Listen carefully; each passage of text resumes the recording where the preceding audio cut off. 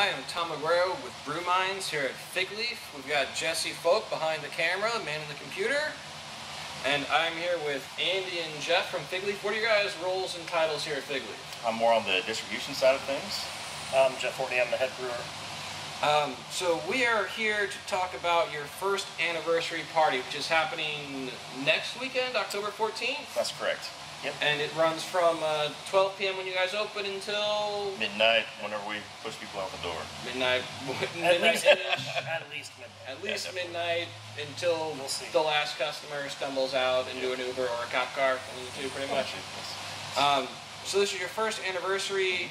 You guys have a couple special beers coming back, and a couple new beers. So you got the Frankenhop, right?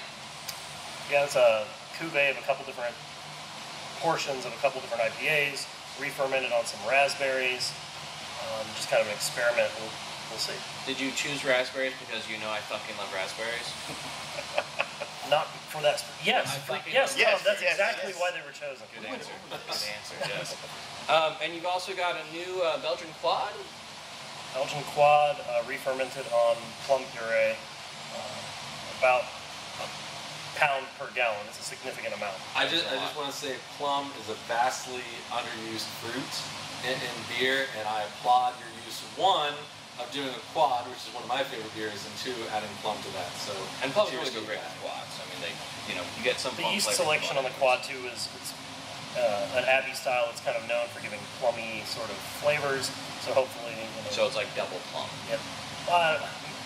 Maybe we'll see. See how. But they should be working together, not against each other. And so that's going to be like 10, 11%? A little bit over 10%. So definitely a 4-ounce pour on that one for me, as I'll be here all day. Right. That's your choice. Are there any other new beers coming out besides the Quad and the Frankenhop? I'm trying to remember what else we've got. That's it as far as brand new beers. Well, it looks like on your tapping list, which we have out right now, you've got the Basmati, the Pride of Sinde, the F2, Isotrope, a Waste Timer, the Inculpatory, which I am drinking right now and is incredibly tasty. It is. The Acer Brunus, your Fest Beer, Ponderous, Little Ant. You guys have quite the list built up here. Frankenhop, Dark Side of the Sun, Black Solstice, Harvest Lager, Saison Blanc, also one of my favorites. Sous La Table. You guys are doing all the Belgians. You're just rocking me out. Belgian Quad and Exculpatory. And so, a lot of those haven't been seen for a while, like the Imperial Stout and the Sous La Table. Are those new batches, or are they original batches that have been sitting around, or? Those are the original batches. Library kegs from... Library kegs, I like that, that's a good term. So like the Sous La Table is what, 4 months old, 6 months old? I don't remember. It was in January. So. Oh wow, so that's almost, 9 months there. And then the Stout, right? It was December.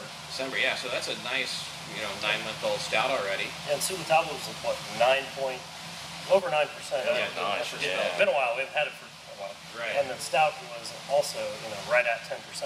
And then, of course, like the Cream Ale and the Waste Timer, those are new batches, of course, right? That's not like, you don't have like a 6-month-old. Isotrope, all those stuff. Yeah, those are all that's fresh. And of course, Inculpatory is brand new. A week ago, 2 weeks ago, was it? Last week. Yeah. Last week, yeah. I drank too many of them, so I have no idea what day it was anymore. It's very easy to drink too many of them. They're delicious to drink, and what is it, 9.9. Yeah, just under 10, but 4 of them's too many on a Thursday night, unfortunately. So those are all the special beers you're gonna have on top. Is there any timed tapping that you've announced yet, or are aware of? Not announced yet. Still figuring out the strategy, if that even makes sense, to what extent we'll do it.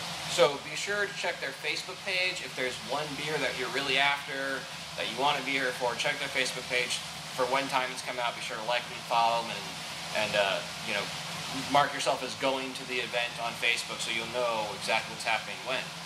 And now you've got 3 different bands or singers all day? We do. Noon to 10, we'll have 3 bands here. Okay, and then you've got a couple food trucks, 2 food trucks? 2 food trucks all day as well. So, Carvassos, yep. And the Short-Ass Food Bus? That's right. Short-Ass Food Truck or something? We'll go with One that. of the two. I forget it's a food truck or food bus. Anyways, I do want to say, if you follow Brew Minds on Instagram or Twitter, you have seen Carvassos, because I fucking love Carvassos, and you should definitely plan on coming out here, having a few beers and eating Carvassos, because it is amazing. I want to give those guys a little bit more love than I do, and I do appreciate that they hook me up every time. Although I had way too much food last Thursday night, and it was not enough to balance out all the inculpatories. Still pretty drunk the next day. Well, speaking of love, I have a quick question to you guys about your anniversary. What would you say is the biggest thing that you have learned in your first year of being a brewer? Biggest thing we've learned, man. One thing? I think we learned a lot, but don't trust Google Maps if you're driving a fig rig. I think that's got to be good. Because you might get wedged under a bridge somewhere in Claremont County. That happens. Yes. I got out. No cops around, but I Next got day out. shipping doesn't always mean next day arrival. No. When you're new to the fig rig and distribution, I'm talking unaware about behind- ingredients yeah. coming in the door. Yeah. Next day is shipping, but it doesn't ship for 3 days. Yeah. Yes.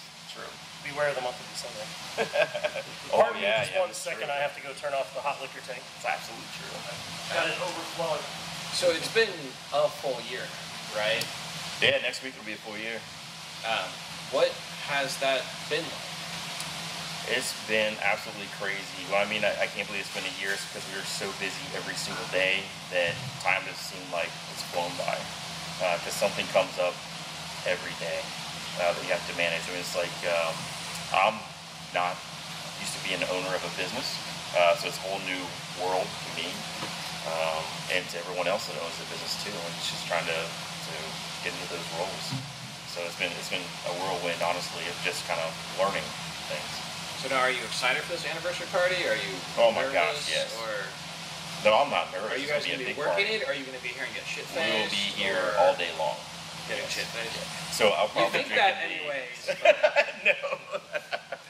Yeah, no. I'll probably be drinking coffee half the day. Just keep going. Yeah. So, what are you most excited about for the beers that are either new or back on tap that you haven't had in a while? I'm really excited to try Belgian Quad on plums in its final fully ready to go form. Yeah. I'm also interested to try like Ace of Brunis, was a hard maple aged Northern English brown ale. So curious to check in on that one and see how it's doing, and as well as the stout. Some of these beers that we're pulling out of the library, literally, we haven't had them on tap for a while. Yeah. They've just been sitting in your cooler, chilling, waiting. You're resisting to touch them and let them sit there for a while longer. Exactly. Now, did you have this plan from the get-go? Like when you made the stout, were you like, these 3 kegs are anniversary party kegs? Yes. Well, library with Right, a pretty library, strong. Things can come up like, oh, there's an event. We need to pull out something from the.